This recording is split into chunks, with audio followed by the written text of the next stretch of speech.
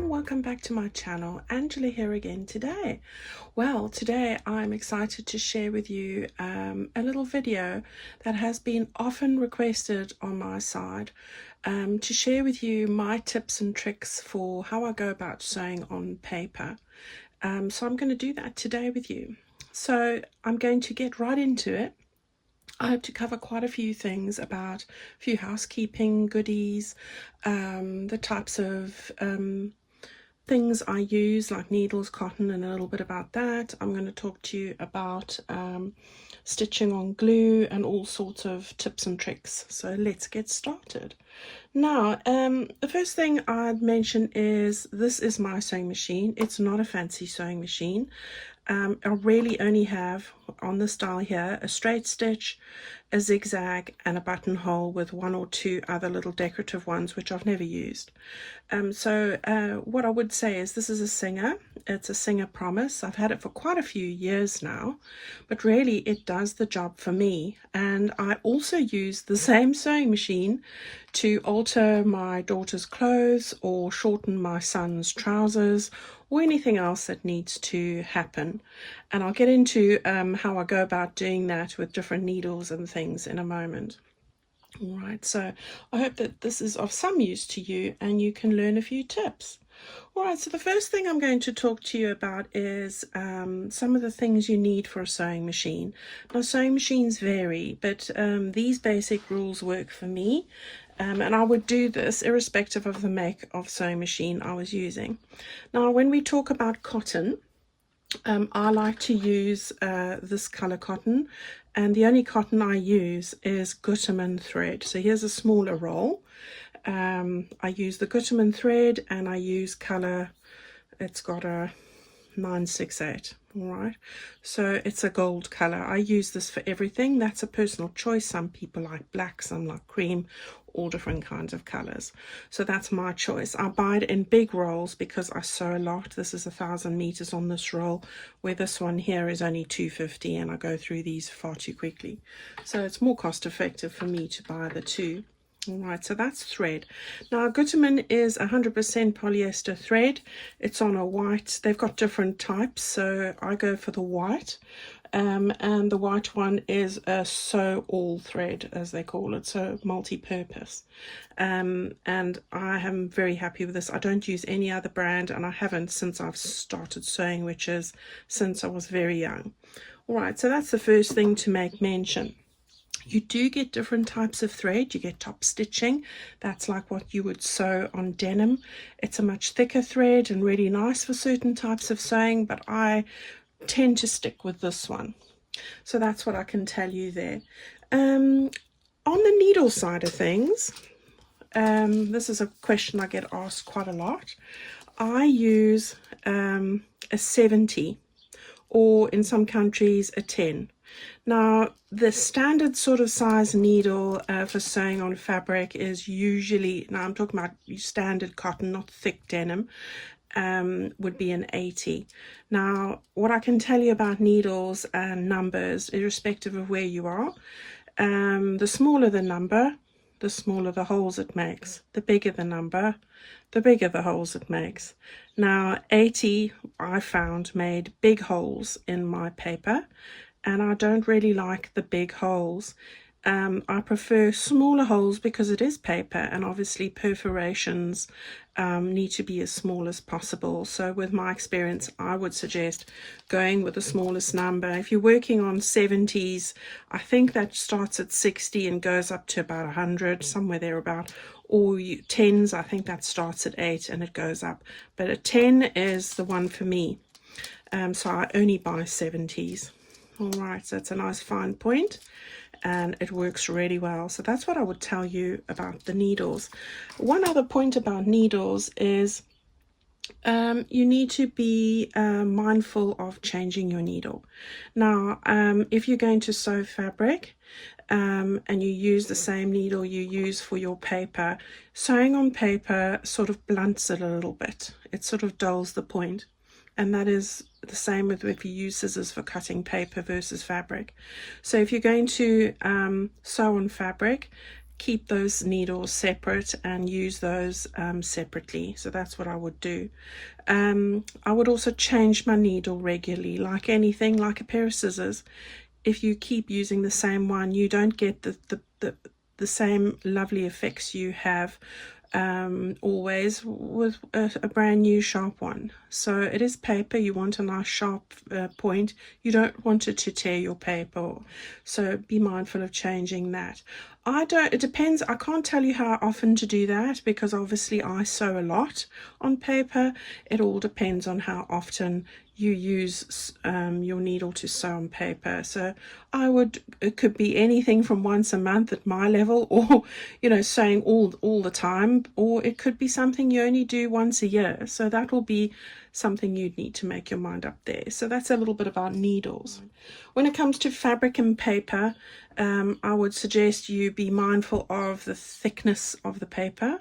And also if you use a very fine needle like a 70 and you're using very thick card, the likelihood of breaking that is higher, so be mindful of that as well. All right, again, the same with a fine paper. If you're using something like a pattern piece paper or tissue paper where it's really delicate, or really old antique paper, be mindful about the speed you're sewing and also the needle and the size of the holes.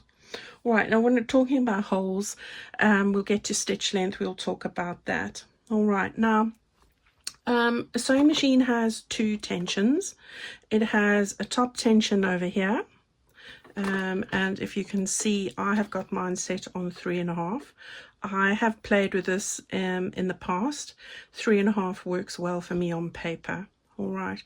The bottom tension is the tension inside the bobbin. I'll show you where that is. So you open this up.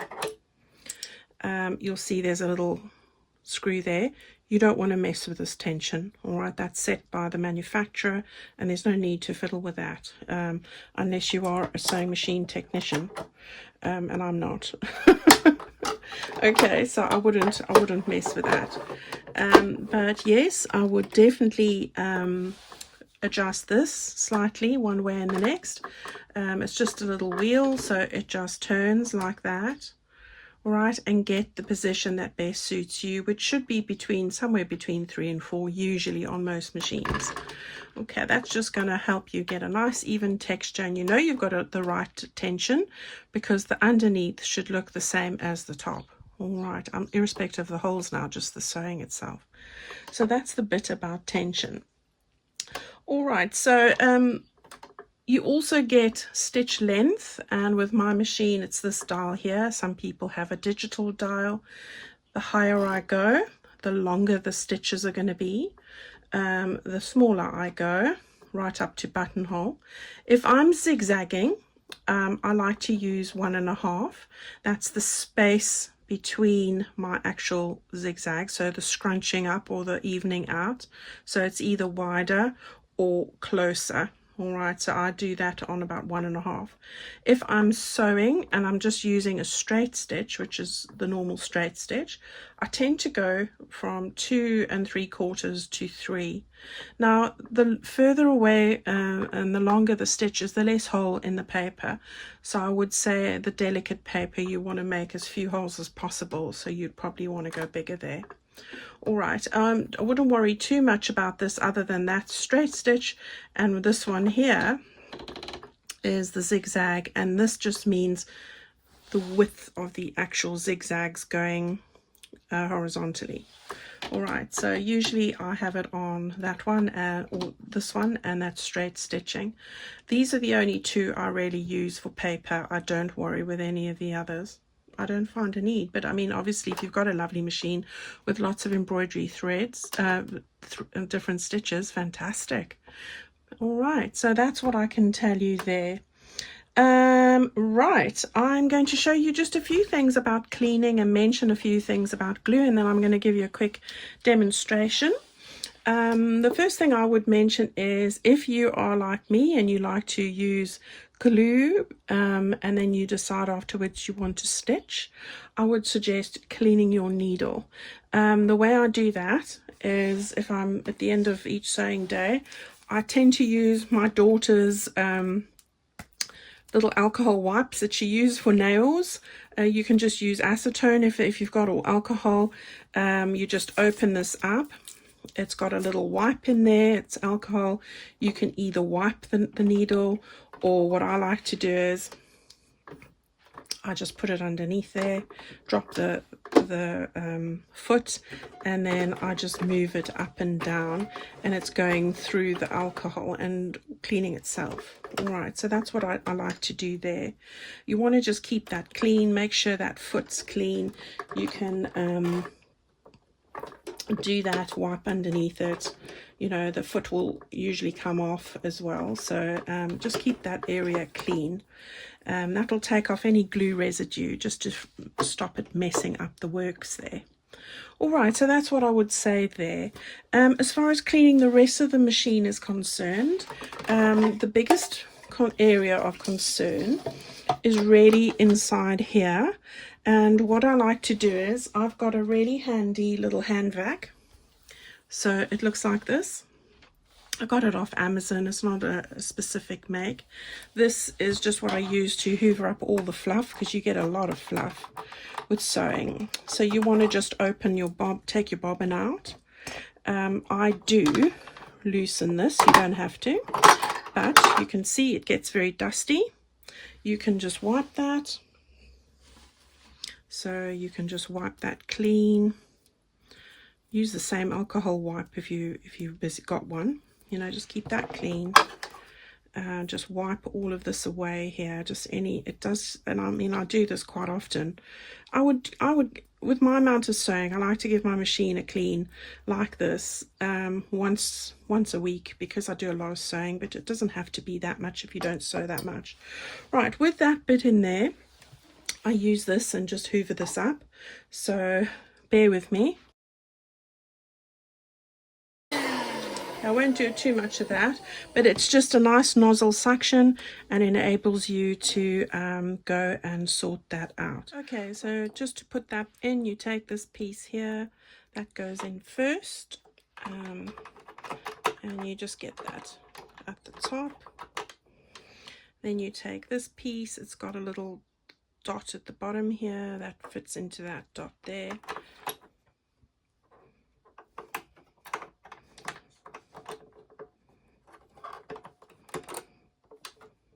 You just close those two sides up like that. Right, and then everything is hunky-dory. So that's what we need to do there. Now, just to thread it, you go around the top there, you come around the bottom here. Let's just put the light on. You go round this bend here, up to the top thread. You go down to the bottom, there's a little hook. And then I better put my glasses on so I can see where to thread the needle. And there's like a little white bit at the back, so you can easily see where the thread needs to go, which is not so easy when you are filming and trying to keep your head out of the camera. Alright, so there we go, I've got it. Right, so then we've got to put our bobbin in. So it's just a case of taking your bobbin, put it in there, get it into that little slit, click it like that, and it's good to go. Put that into your bobbin casing into the machine, and then you hold this thread from the top needle. You slowly move the wheel on the side of the machine like that, and you get a loop, and it brings the bobbin thread up like that. You're good to go. It's clean, and there we have it. All right, we've got our tension right. We're going to do straight stitching, and I've got it on about 3, so I'm happy with that. This is the reverse to go backwards, and that's really handy when you are wanting to finish off. If you like the threads, then you might want to leave that and tie them off, but I like to do a back stitch, so that secures my item there. Now, when it comes to actual sewing, and you say, oh, I'm not really good at judging where to sew, I need a bit of a guide, my best advice is take some masking tape or some washi tape. Find the spot that you're most likely to use, and use these lines, and this is quite dry, so it's not going to stay here. Stick this down, and then that will give you a guide of where your paper needs to go. So you'll work that out where the space is from your actual sewing of the item. Right, but there are little guidelines here, but sometimes in the beginning it's nice to have something like that just to give you a bit of security in a way. All right, so we are ready to go. We've done the clean. I would say if you're going to start something and it's your first time sewing, I've backed this onto backing card. So there's 2 layers here. I've used a glue stick to stick down the middle bit. So I'm not going to, a glue stick's quite good to use. I'm going to sew around this and show you now how we do that. All right, so let me just get my apparatus a little bit closer. All right, so we're good to go. So we've got our threads, we've got our item we're going to sew. We're going to pull the threads backwards. We're going to put in our piece of paper, and it's got it wherever this little bit is over there. The 2 gaps in between is where your stitching is going to go. So you want to make sure that you get those little gaps there. I hope you can see that, those 2 little lines. That's where your stitching line will happen. All right, so the first thing I do is I use the manual wheel on the right of my sewing machine. So let me just show you that. This bit here. And I like to manually just bring that wheel towards me so that the needle's going to go down. All right, so the needle's into the paper now, and very slowly on the pedal you want to just start going down in a straight line. So I'm doing it as slowly as I can. Now for me today, this little bit over here is where my guide is. So if I grab a piece of washi tape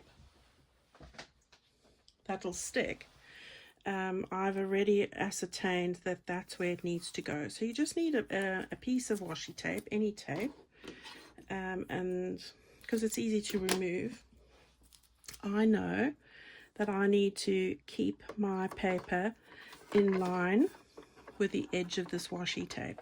That's if you're not sure, and then you can just go very slowly to the end. Now you want to come to the end of the paper with just 1 stitch space to spare. So when I come to a corner, I go down, I put my finger on the reverse button to adjust my stitch to exactly where I want it to be, because that's going to take me too close. If I show you, too close to the edge, I want it a little bit back. So by pushing on that reverse, it just takes me a little bit back. I leave my needle in, I lift up the foot, and I turn the piece of paper around like that, and I put it down. I've got it to the edge here, and now again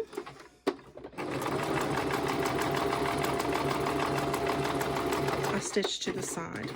Okay, right, so we then got our needle in, we match it up here, and you do the same thing again. Now I'll just take you using my reverse just to guide me on the edge where I want it to be. I can see it's too far away, so I want to just use the back stitch to bring it closer. I cut off my threads, and I'll show you why. You can tie them off if you want, or dab some glue on them, but I go over them so you'll see. Okay, we're at the end. I'm lining up the needle to be in line with the stitching here. So when I turn it, this stitching is going to run through the middle of that gap there. And I'm going to just bring it forward with the wheel and sew a little way along. All right. So now we've stitched over it, which is like a back stitch. So where I started is where I finished, and then I just take my scissors and I cut off the threads. All right, so there you can see. Now once I've inked that will be complete, and you've got nice sharp corners, and it's nice and neat. All right, so go with square things first if you're learning. I think that's a great place to start and progress from there.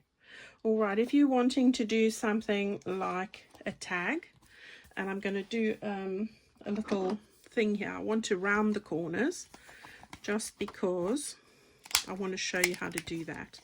I wouldn't normally round the corners on a tag, but I just want to show you often there are rounded corners on pieces of ephemera, and we'll start at the top here, or let's start at the middle. So I'm going to show you in the middle. I'm going to just make this stitch length just a fraction smaller, shorter, and then bring it forward to start me, and I stop just before the bend. So now what I do is I use the wheel at the end here of my sewing machine, and I manually go around the corner stitch by stitch. So I'm going to go there. Now what I'm doing with my eye is I'm gauging, let me show you with the point here, I'm gauging manually the same distance from that edge to where my stitching needs to be. So throughout that section the gap is the same. So I do that by one stitch at a time, and where I feel I need to turn, I lift the foot slightly like I did now, and I move it round. Again, I've got the needle in, slight turn, I'm maintaining that gap, slight turn, and that's how you get a perfect corner. All right, so you go like that all the way, and I'm not quite where it needs to be, so there we go, and then move it around until it's straight again. All right, and then when it's touching your line here, you can go off again. All right, and then again, needle in, turn, needle in, turn, needle in, turn. There we go, needle in, turn, and then I'm going to get that nice and straight, and off we go. All right, so there we go, you've learned a straight stitch and a rounded corner, and I'm going to show you what it looks like at the end. While I'm on here, I often like to do a little bit of zigzag. So what I do is I turn this, let's get the needle up, so let's get the needle up if you're changing from straight to zigzag. And then you want to go, I usually go 4 switches in, but it just depends how wide you want your zigzag to be, or how narrow, horizontally that is. So I do 4, so it's sort of halfway. And then with this button here, you turn it a bit forward. This is the length, the squishiness of the zigzag. Now I put it to 1.5. Okay, so we've got that at 1.5. That's my stitch length. So now put your needle in and slowly do the zigzag for as long as you want. Then when you finish, lift the needle up. All right, when you change stitches, go back to the straight stitch and put your length back to where you wanted it before, which in this case is just before the 3 and on the straight stitch. All right, so then I'm going to go until my tag has a horizontal angle. My needle's in, I'm turning it like that to match up with the edge, my guide here.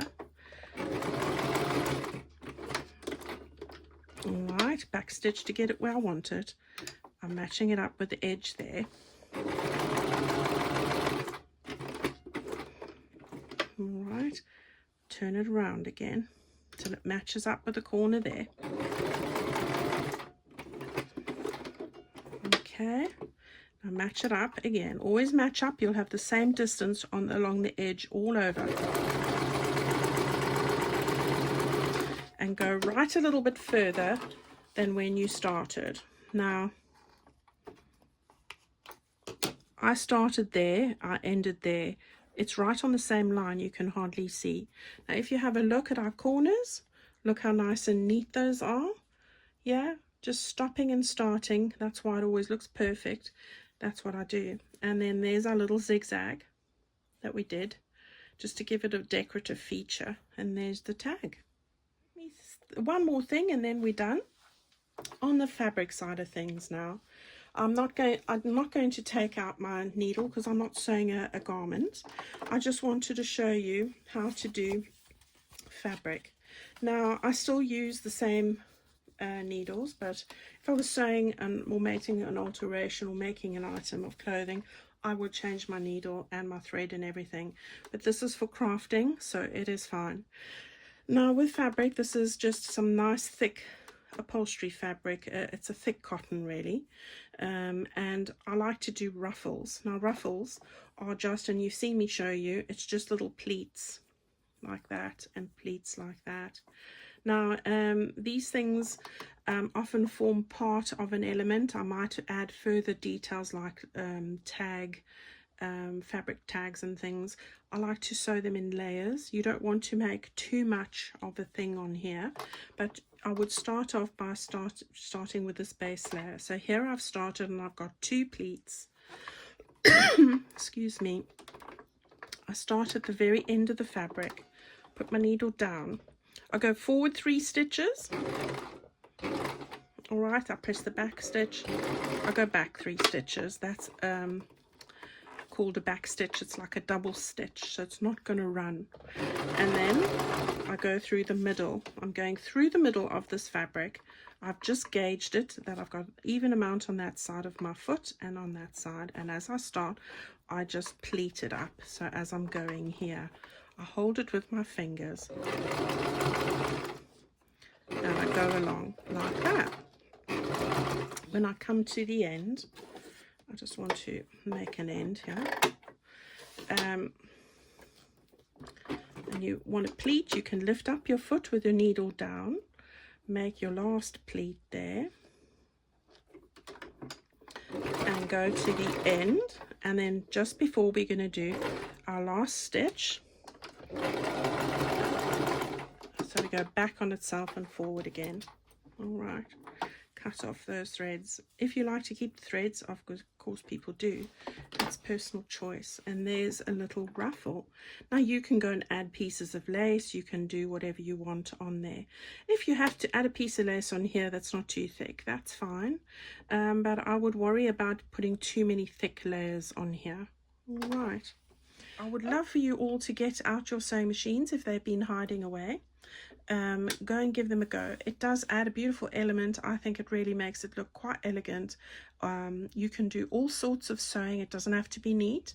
You can do add all sorts of fabric and paper elements to your journals, and it's really going to make it look really lovely. I hope that these little tips and tricks have given you some ideas to think about, and helped you to build up some confidence and have a go at that sewing machine. All right, so I hope to see you guys all very soon on Sunday. We will be doing some more bits and pieces in our journal, and I've got something to share with you as well. All right, everyone, have a great weekend, and I'll see you very soon. Bye-bye.